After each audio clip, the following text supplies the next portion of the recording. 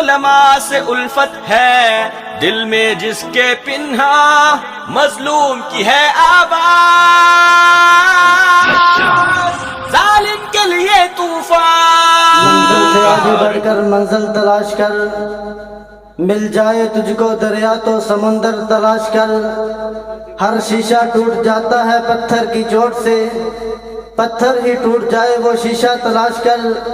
سجدوں سے تیرے کیا ہوا، صدیاں گزر گئی، دنیا تیری بدل دے وہ سجدے تلاش کر۔ ایمان تیرا لٹ گیا رہزن کے ہاتھ سے، ایمان تیرا بچا لے وہ رہبر تلاش کر۔ ابھی آپ کے سامنے صدارتی کلمات کے لیے تشریف لاتے ہیں میری مراد محترم حافظ ظفر اللہ صاحب، امیر مرکزی جمعیت اہل حدیث ضلع ساہیوال۔ السلام علیکم ورحمۃ اللہ وبرکاتہ۔ الحمد للہ رب العالمین، والصلاة والسلام علی اشرف الانبیاء والمرسلین، نبینا محمد وآلہ واصحابہ اجمعین، اما بعد فاعوذ باللہ من الشیطان الرجیم، بسم اللہ الرحمن الرحیم، واعتصموا بحبل اللہ جمیعا ولا تفرقوا۔ آج کی یہ مبارک مجلس، مبارک پروگرام، جو ہر لحاظ سے اللہ رب العزت وحدہ لا شریک کی خصوصی مہربانی سے منعقد کیا جا رہا ہے، میں اللہ کا شکریہ ادا کرنے کے بعد اس پروگرام کا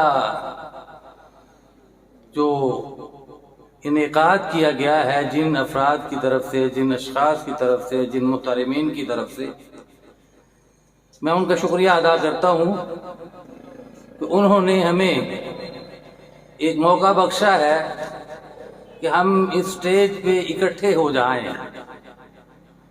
اور یہی سب سے بڑی ہماری کمزوری ہے، یہی ہماری غلطی ہے۔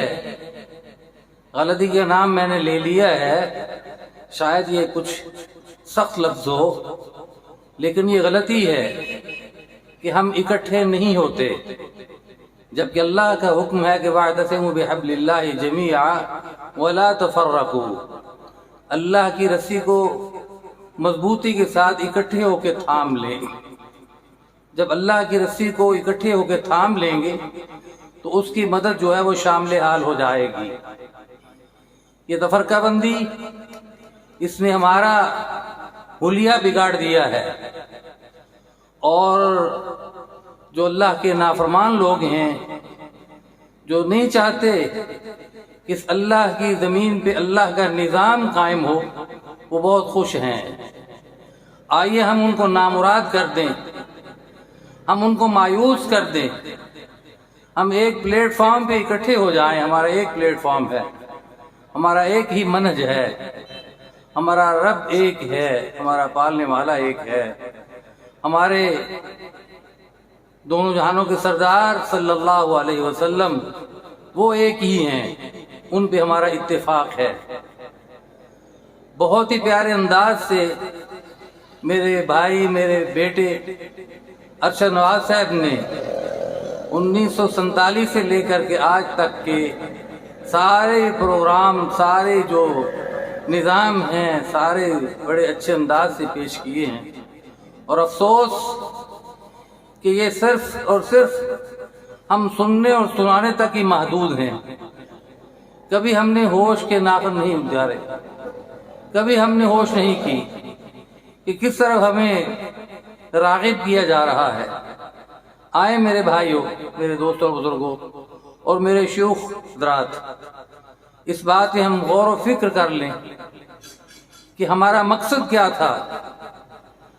ہمارا دنیا میں آنے کا مقصد تو صرف یہی تھا کہ وما خلقت الجن والانس الا لیعبدون، کہ ہم نے اللہ کی عبادت کرنی ہے، اللہ کو راضی کرنا ہے، لیکن ہم شیطان کو راضی کر رہے ہیں۔ یہ کتنی بری بات ہے، کتنا اپنے آپ کو دھوکہ دے رہے ہیں۔ آئے ہم اکٹھے ہو جائیں. اکٹھے ہوں گے تو یقین کیجئے اللہ کی رحمت کے فضل و کرم کے دروازے جو ہیں وہ ہمارے منتظر ہیں کہ کب یہ اکٹھے ہوں اور ہم کھلیں.